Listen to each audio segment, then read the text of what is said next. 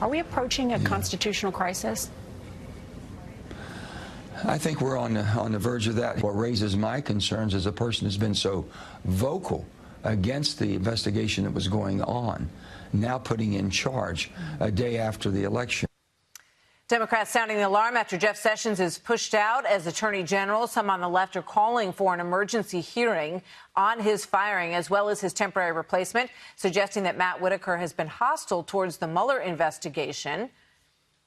Joined now by South Carolina Senator Lindsey Graham, Republican and member of the Senate Judiciary Committee, who was also with President Trump today at the official swearing in of Judge Kavanaugh. Senator, always good to have you with us. Thank you for being here. Thank you. You heard the reaction from Senator Joe Manchin, and I would just remind you, as many have been reminding you today, of what you said back in July of 2017. Here's this. If Jeff Sessions is fired, there will be holy hell to pay. Any effort to go after Mueller could be the beginning of the end of the Trump presidency, unless Mueller did something wrong. So given where we are now, what do you say now? So when was that? What year? July of 2017. Things have changed. What I've been, so what I've been saying for months is that every president deserves an attorney general they have confidence in and they can work with. I like Jeff Sessions. I've known Jeff for a long time. I hope he goes and runs for his old Senate seat in Alabama. It's clear to me it's not working, was not working between Attorney General Sessions and President Trump. So for months now, I've been saying, after the election, if the president wants to change attorney generals, he has every right to do so. I spent most of the morning with the president. To my good friend Joe Manchin, congratulations on winning your race. I am not alarmed at all about Mueller being interfered with. I think Mr. Whitaker was a good pick. I think he's going to be as fair as impartial as Eric Holder and Loretta Lynch were. The bottom line is this is hysteria more than it is anything else. I am here to tell you and everybody else that Mr. Mueller will be allowed to do his job, and hopefully that investigation will come to a conclusion here pretty soon. Here's what Nancy Pelosi said. She said it's impossible to read Attorney General Sessions' firing as anything other than another blatant attempt by President Trump to undermine and end the special counsel's investigation. Did he give you any assurances? Did you discuss this at all today? Anything you could share with us with regard to that? I am highly confident that the interim Attorney General is going to honor the ability of Mr. Mueller to finish his job. I hope he'll do it sooner rather than later. And Nancy Pelosi is looking at this through the eyes of somebody who hates Trump, that finds evil at every turn. That's the San Francisco perspective. I can assure you, if the shoe were on the other foot, and this was a Democratic president wanting to pick a new attorney general, nobody would say much about it at all. Is there any chance that Mark Whitaker, who, as I'm sure you have been, hearing about, has said a few things that have raised eyebrows in terms of the scope of the investigation? He has said that it shouldn't go outside of the campaign. It should not extend into the finances of the Trump family and of President Trump. He just, thinks that that's out of the purview of where this investigation has gone. Is there anything in what he's said in the past that concerns you about his ability to be the interim attorney general, or indicates to you that he has any intention of limiting this investigation in any way?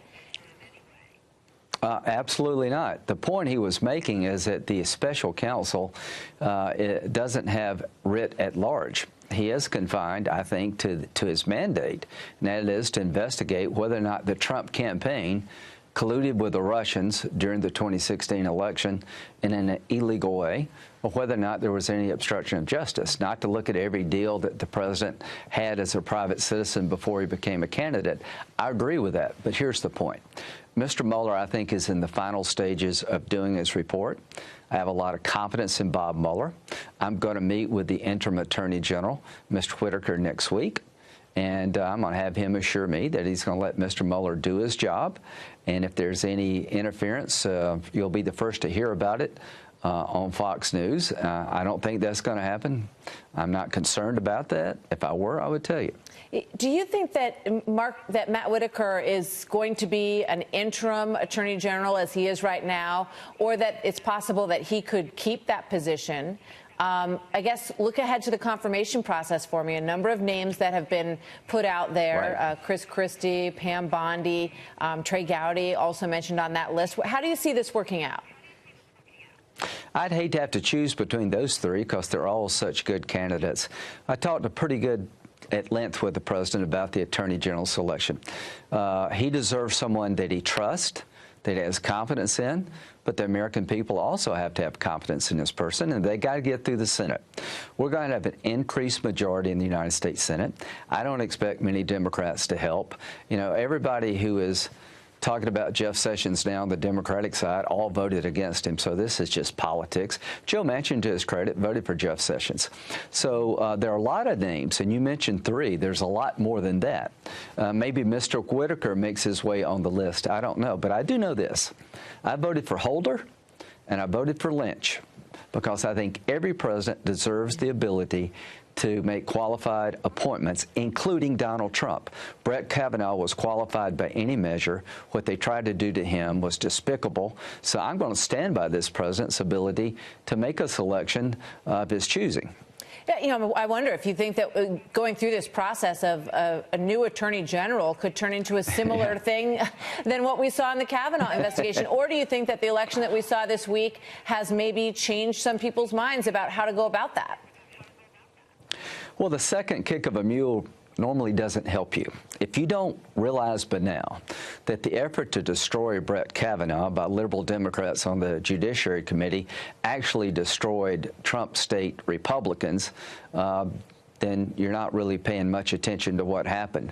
So there will be a pick by the president. He will have the same right as President Obama and every other president to pick somebody that he has confidence in, and they have to get confirmed.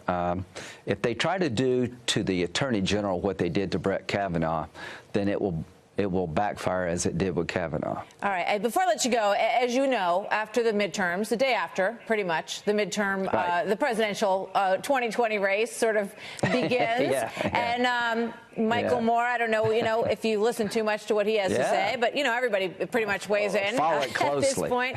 I'm sure you do.